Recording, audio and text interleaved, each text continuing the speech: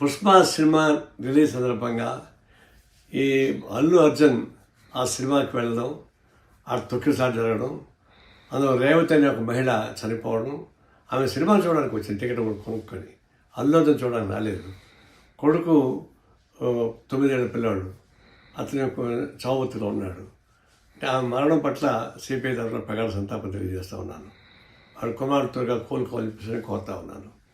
అసలు ఈ సంఘటన చాలా ఘోరమైంది. పుష్ప సినిమా అనేది ఒక ఎర్రచంద్రం స్మగ్లింగ్ సంబంధించినటువంటి హీనమైన సినిమా. అది సందేశం ఏమి ఇస్తుంది? స్మగ్లింగ్ బాగా చేసుకోమని చెప్పేసి ఇస్తుందా? అలాంటి సినిమాలో అనేక అసహ్యకర సీన్స్ ఉన్నాయి. కూర్చుంటే ఒకసారి, లేస్తే ఒకసారి చెప్పేసి, లేదంటే ఇంకొక సినిమా అని, ఈ పద్ధతుల్లో ఒక బూతుతో కూడుకున్నటువంటి పాటలు, సెక్స్ సినిమాలు పెట్టి, స్మగ్లింగ్ పెట్టి, ఈ రెండు సమాజానికి చెడపరలాడేది.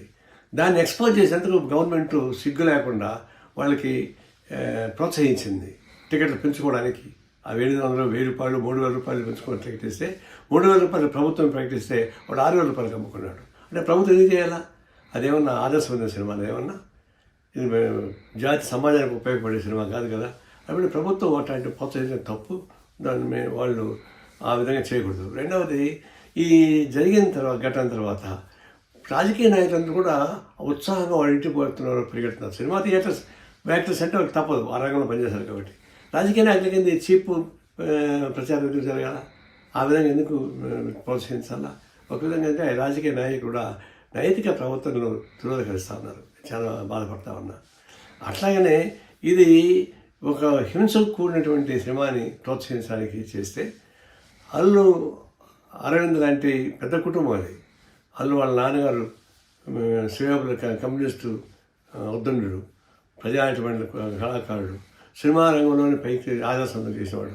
ఆ కుటుంబంలో ఇట్లాంటి జరుగుతున్నప్పుడు దాన్ని వాళ్ళు ఏదో అవమానంగా ఫీల్ అయ్యి దాన్ని ప్రోత్సహించాల్సిన అవసరం లేదు. ఇది ఒక విధంగా చెప్పాలంటే ప్రభుత్వం ఇట్లాంటి వైఖరి పైన కఠిన వైఖరి తీసుకోవాల్సింది. పోలీసులు తప్పులేం లేదు, వాళ్ళకి క్షమించుకోవడానికి పర్లేదు.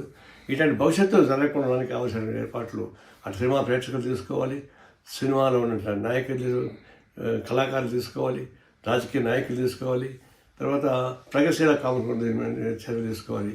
ఇలాంటి హింసతో కూడినటువంటి సినిమాను ప్రోత్సహించే చర్యలకి తీవ్రంగా ఖండించాలని కోరుతున్నాం. ఆ అమ్మాయికి, చనిపోయిన అమ్మాయికి పుష్ప సినిమా పారితోషికం అవసరం లేదు. అది అవమానమే.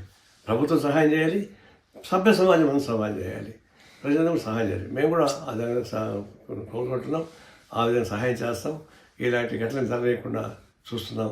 ఈ జరిగిన సంఘటనకి విచారం అయితే వస్తూ ఉన్నాను.